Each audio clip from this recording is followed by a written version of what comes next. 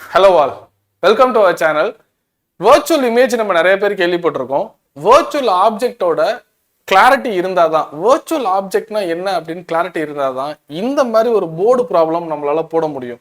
So எனக்கு தெரிஞ்சு இந்த மாதிரி போர்டு ப்ராப்ளம் வரும்போது நிறைய பேர் அதோட ஆன்சரை கன்ஃபார்மா கரெக்டான்னு சொல்லிட்டு போட முடியுமான்னு கேட்டா இல்லை. அதுக்கு இந்த virtual objectனா என்னன்னு தெரியணும்.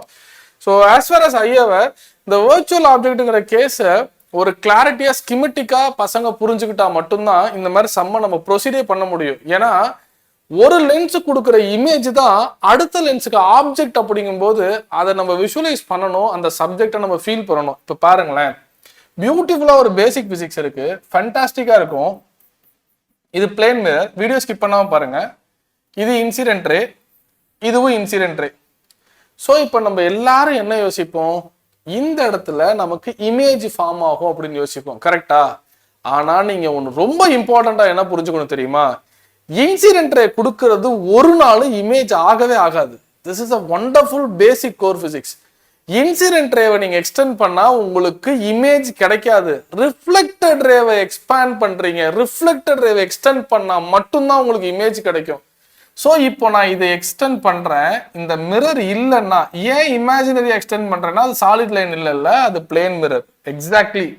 அப்போ இந்த இடத்துல எனக்கு கிடைக்கிற பாயிண்ட் ஜஸ்ட் ஒரு ஓங்குற பாயிண்ட்ல வந்து கன்வெர்ஜ் ஆகுறாங்க.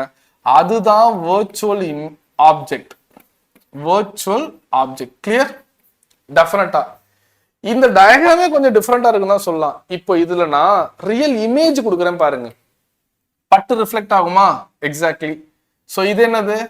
நார்மல். இது யாரு? இன்சிடென்ட். இது யாரு? Angle of reflection. இதுவும் பட்டு கண்டிப்பா ரிஃப்ளெக்ட் ஆகுமா? இந்த ரிஃப்ளெக்ட் ஆகிற லைன்ல கிடைக்குது இல்ல, இதை நான் ஐன்னு வச்சுக்கிறேன். அந்த ஐ தான் image. Image very important. Image ஷோரா. இப்போ ரெகுலரா நம்ம பார்த்துருக்க டயக்ராம் என்னன்னா சொல்றேன் பாருங்களேன், உங்களுக்கு நான் புரிய வரும். அந்த இன்சிடென்ட் ரே, அந்த ரிஃப்ளெக்டட் ரே நான் என்ன சொல்றேன்னு உங்களுக்கு புரிய வரும். ஸோ இப்போ நார்மலா இங்க ஒரு பாயிண்ட் இருக்கு, இதான் ஆப்ஜெக்ட். ஒரு கிரிக்கெட் பால நீங்க எடுத்துக்கோங்க, சரியா? மிரர். இப்போ இது incident ray.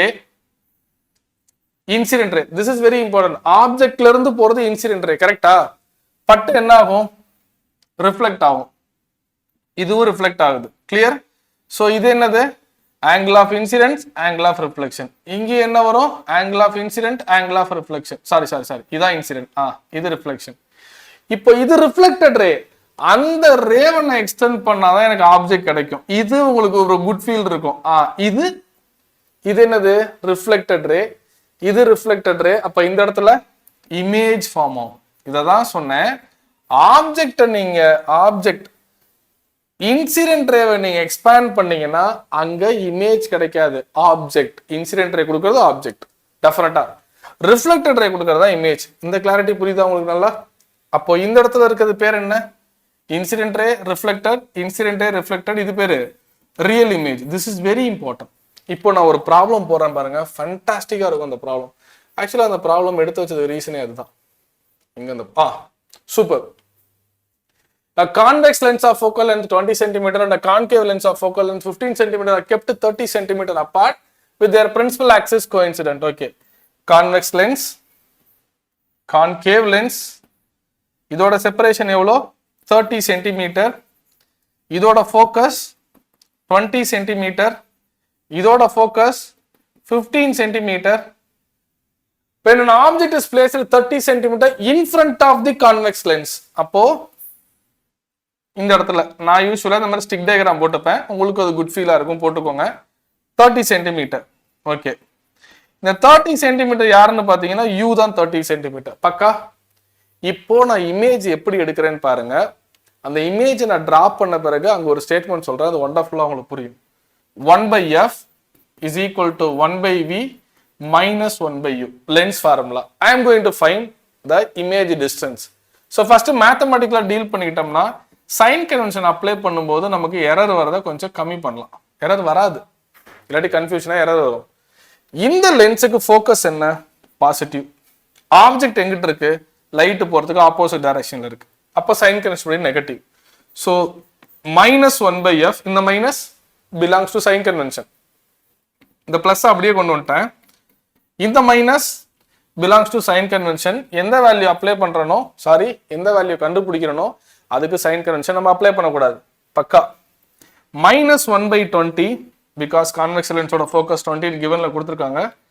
-1/30 which is equal to 1/u. Clear? 20 -30. I made a mistake. பெரிய தப்பு என்ன பண்ணிருக்கேன்னா இங்க மைனஸ் போட்டேன். கண்டிப்பா இந்த லென்ஸுக்கு ஃபோக்கஸ் பிளஸ் தான். I made a mistake. Clear? So plus வரும். Sorry for the inconvenience.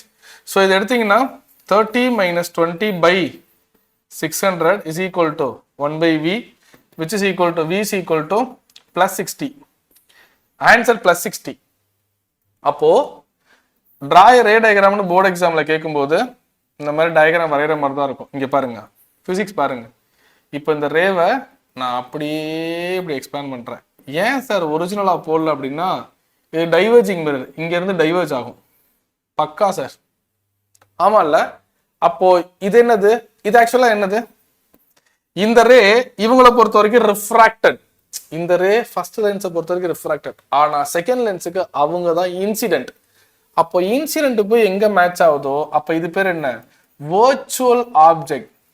அப்போ இந்த ஸ்டேட்மெண்ட் எப்படி புரிஞ்சுக்கணும்னா ஃபர்ஸ்ட் லென்ஸ் கொடுக்கிற இமேஜ் தான் செகண்ட் லென்ஸுக்கு ஆப்ஜெக்ட்னு புரிஞ்சுக்கணும்.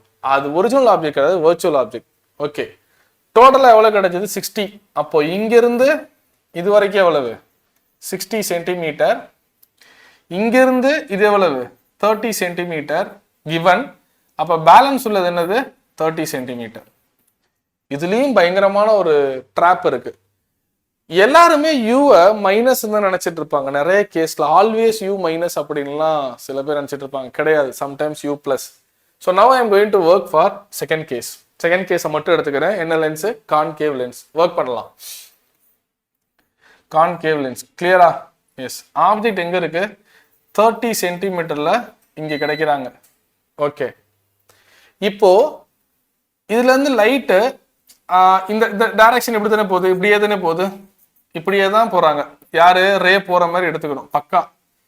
நான் மெஷர்மெண்ட் ரைட்லயே எடுத்துட்டு போறேன். அப்போ லைட் ரேவும் மெஷர்மெண்ட்டும் ஒரே டைரக்ஷன்ல இருந்தா சைன் கன்வென்ஷன் படி பிளஸ்.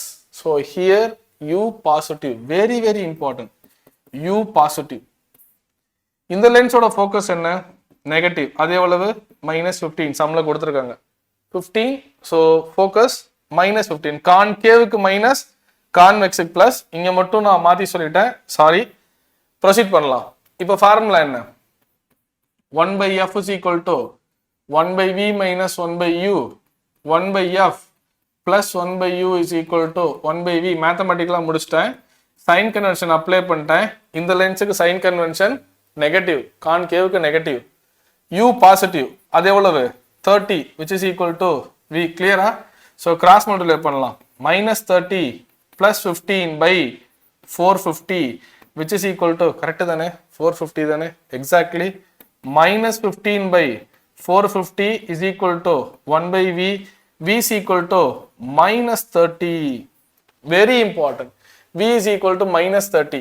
அப்போ இந்த ரே டைவர்ஜ் ஆனிச்சுல்ல, பாருங்களேன், ஃபென்டாஸ்டிக்கா இருக்கும் பாருங்க. இந்த ரே டைவர்ஜ் ஆச்சுல்ல, அதுல இருந்து நல்லா புரிஞ்சுக்கணும் கான்செப்டை, நல்லா புரிஞ்சுக்கணும். அது வந்து திருப்பி எங்க இமேஜ் கொடுக்குதான்? கொடுக்குற மாதிரி virtual